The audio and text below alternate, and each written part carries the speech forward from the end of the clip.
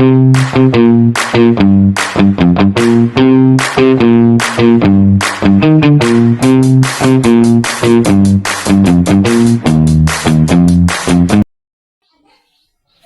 welcome back to another episode of Indices in preparation towards WAEC and NECO. So, I want us to solve this question that we have here. So, which is this. So, I call it simple in the sense that they are still a kind of introduction to indices. We have some advanced questions that might be a little bit difficult than this, but it is not difficult as long as we follow the principle or the laws of indices. So that is just it. No matter how simple you look at this question or you see it, just know that they are the stuff WAEC, NECO, JAMB test students on every year if it's going to come out. It might look simple because you might know it before now, or the way I break it down that it looks so simple. But don't be surprised that most students or a lot of students will still miss some of these questions. So I'm going to clean it now, and I will want everybody to write it down. Although you can always rewind the video to get the actual question. I have all the questions written down with me here because I have a very small board that I'm using. So I'm going to be looking at the question one after the other from here. So I'm going to clean it now. So I can clean from number 2 down. Then I will now start the solution. Yes. So let's see how fast we can solve this. So as long as I don't want the video to be too long, also I still want people to get value. Yes. So now we have to simplify this. So the best way to do this, if you follow the law of indices that I did in the first class of indices, where I said we have a raised power x. So about this, a raised power x divided by a raised power y. Where I said we have what? A raised power, multiplied by a raised power y, where I said we have a raised power x plus y. So that means if you follow the law for this one, so the answer will be 7 raised power 2 plus 3, which is 7 raised power 5, and that looks simple. So you can have your calculator and get the answer 7 times 7 times 7 times 7 times 7 in 5 places. So whatever the answer is, you can write it down. So let's go to the second question, or probably you leave it like this. Doesn't mean anything. Okay. So the second question, which we have, 5 raised power 3. 5 raised power 3 divided by 5 raised power 1. If you still follow the law of indices, this law of division, so that will be 5 raised power 3 minus 1.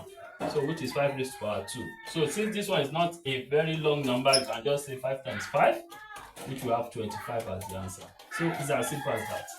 So number 3, the third one here, we are given 4 raised power 2 into 0. If you remember a law where I said you can multiply a power, I think law number 3 or so. So you can always play that video back. So this gives us 4 raised power 2 times 0, that should be 0.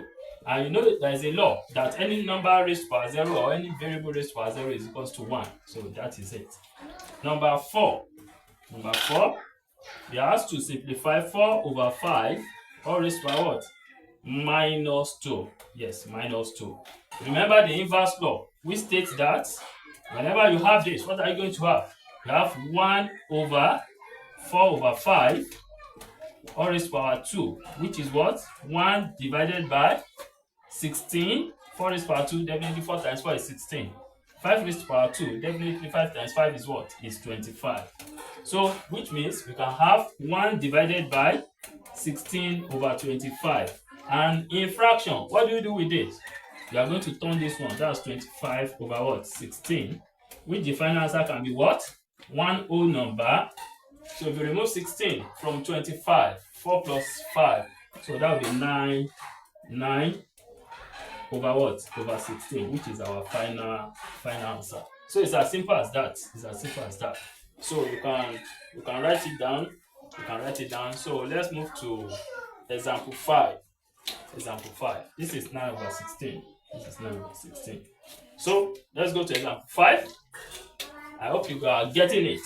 If you have any question, like I always said, drop it in the comment section. I will attend to them. Yes. So let's go to number 5. Let's go to number 5. Let's go to number 5. So the number 5 question states that we have 5 raised to power 2 into 2. So with this, what are we going to have? You have what? 5 raised to power, you multiply the power. There's a law, 2 times 2, which is 5 raised to power 4. Okay? So whenever this is 5 times 5 times 5 times 5. 5 times 5 is 25. 25 times 5 is 125. So 125 multiplied by 5. This is 5. You keep 2. This is 10 plus 2. That is 12.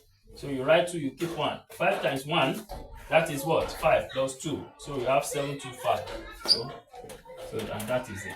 It's as simple as that. So, but if you decide to leave it this way, it's also fine. But if the numbers are not bigger than 5, the power are not bigger than 5, you can always simplify to the last answer.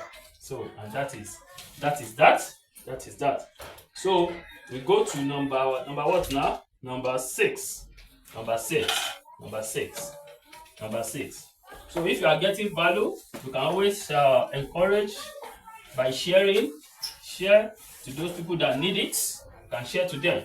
You can share to those people that need it. You can always comment, like. So that's the only way to encourage me. Yes, thank you. So now the next one we have here. Let's say we have 27. That's question 6. Question 6. 27 raised to power 1 over 3. 27 raised to power 1 over 3. Now, if you remember a law that say whenever you have power you have fractional power on numbers or on any variable. So, like this one now, you take the what do we call it? The cube root. Yes, cube root of 27.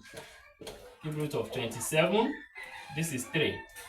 Then the power comes like this. So, if you remember, this is the law. When you have a raised to power x over y, so you have y inside this place, you have a here, then all raised to power what? X. Yes, that's the law. So which number are you going to multiply in 3 places that will give you 27? Same number, not different number, and that is 3. So which is 3 raised to power what? 1. And the final answer is what? It is 3. It is 3. So I'm going to also stop the video here. So as I don't want the video to be too long, so as to continue. Okay, thank you. Yeah.